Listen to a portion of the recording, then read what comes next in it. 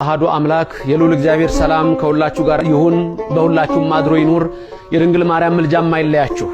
ዛሬ የምናስበው የእኩለ ጾሙን አጋማሽ ወይም የእኩለ ጾሙን ቀን ደብረ ዘይትን ነው።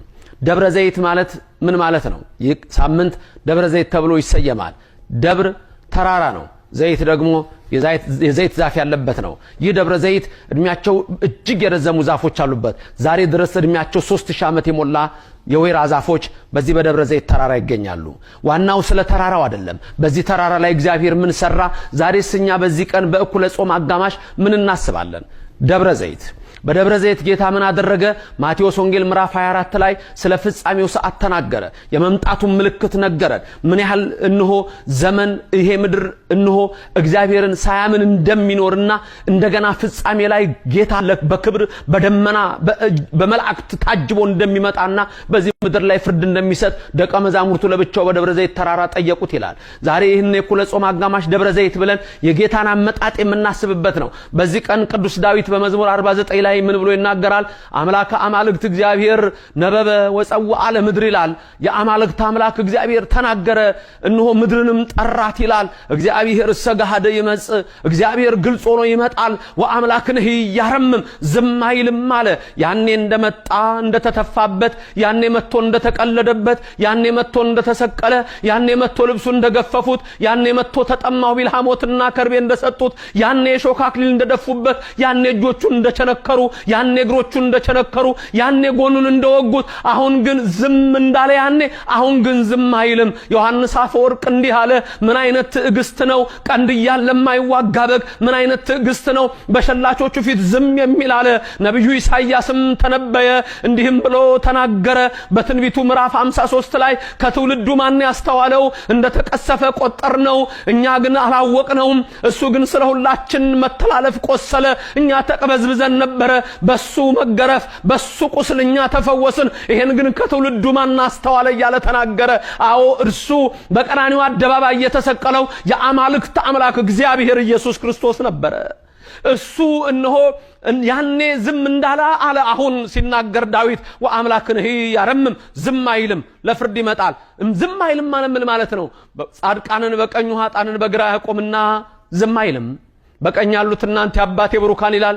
ኑ ሀቤ ብሩካኑ ለአቡዬ። በግራ ያሉትን ምን ይላል? ሁሩ እምኔ ከኔ ወግዱ ይላቸዋል። ዝም አይልም። ደብረ ዘይት የጌታን መምጣት የምናስብበት ይህ የጾሙ እኩሌታ ነው። የጾሙ አጋማሽ ነው። ይህ ሰዓት በደብረ ዘይት ተራራ ጌታ የተናገረው የሚፈጸምበት ነው። ዛሬ ምድራችን ረክሳለች፣ ምድራችን ቆሽሻለች፣ ምድራችን አድፋለች። በዚህ ሰዓት ዮሐንስ በራእዩ ይገልጸዋል። ያኔ በዳንኤል የመጽሐፉን ቃል ትንቢቱን ዝጋው አትመው ያለውን ለዮሐንስ ደግሞ ለባለ ራእዩ ምን ይለዋል? የዘመኑ ፍጻሜ ደርሷልና መጽሐፉን ግለጠው፣ የሚቀደስ ይቀደስ፣ የሚቆሽሽ ይቆሽሽ፣ የሚነጻ ይንጻ፣ የሚያድፍም ይደፍ ይለዋል። ይህ ሰዓት አባቶቻችን 8ኛው ሺህ ብለው ያስቀመጡት ሰዓት ነው። ስንቶቻችሁ ዛሬ ከእግዚአብሔር ጋር ናችሁ? ስንቶቻችሁ በዓለም አስተሳሰብ ተወስዳችኋል? ዛሬ ዓለማችን ረክሳለች። የሶዶም ድፍረት፣ የገሞራ ኃጢአት፣ የጊብዓ ኃጢአት ምድራችንን አርክሷታል። በዚህ ሰዓት ማን ነው የእግዚአብሔር ሰው? በዚህ ሰዓት ማን ነው የቆመለት? በዚህ ሰዓት ማን ነው ጌታ ሲመጣ እንሆ እጆቹን ዘርግቶ በክብር ሊቆም የሚችል ማን ነው? ዛሬ በዚህ ሰዓት ከእግዚአብሔር ጋር የተገናኘ ወገኖቼ በጾም እንገናኘው፣ ወገኖቼ በጸሎት እንገናኝ፣ ወገኖቼ በምጽዋት እንገናኝ፣ ወገኖቼ በስግደት እንገናኝ። ያለቀ ዘመን ላይ ያለ ነው። ምድራችን ፈጽማ አርጅታለች፣ ወደ መጽአትም ፈጥናለች። በዚህ ጊዜ ውስጥ ልንድን የምንችለው እግዚአብሔርን አምነን በአንዲት እምነት ስንጸና ብቻ ነው። አይቀርም የተነገረው ትንቢት ሁሉ ደርሷል። ድንግል ትወልዳለች፣ ወልዳዋለች። እነሆ በቤተልሔም ይወለዳል፣ ተወልዷል። በ30 ዘመኑ ይጠመቃል፣ ተጠምቋል። በቀራንዮ ይሰቀላል ብለው ትንቢት ተናገሩ፣ ተሰቀለ። በ3ኛው ቀን ከሞት ይነሳል ብለው ተነበዩ፣ ተነሳ። እነሆ ያርጋል አሉ፣ በ40ኛው ቀን አረገ። መንፈስ ቅዱስም በ50ኛው ቀን ላከ። አንድ ትንቢት ይቀራል። ይመጣል። አዎ ይመጣል። ምድር ትቀልጣለች። አዎ ይመጣል። የደብረ ዘይት ተራራ ይሰነጠቃል። ነብዩ ዘካርያስ ስለ ደብረ ዘይት ተራራ ሲናገር በትንቢት ምዕራፍ 14 ላይ ምን ብሎ ተናገረ? እግዚአብሔር አምላክ አማልክት ይመጣል አለ። የአማልክት አምላክ ይገለጣል። በደብረ ዘይት ተራራ ይቆማል። የደብረ ዘይት ተራራ እኩል ይከፈላል። አንዱ ወደ ምስራቅ፣ አንዱ ወደ ምዕራብ። በዛ ሰዓት ጨለማም አይባልም፣ ብርሃንም አይባልም። አስደንጋጭ ቀን ነው። ይህ የሚታሰበው በ5ኛው ሳምንት የደብረ ዘይት ዕለት ነው።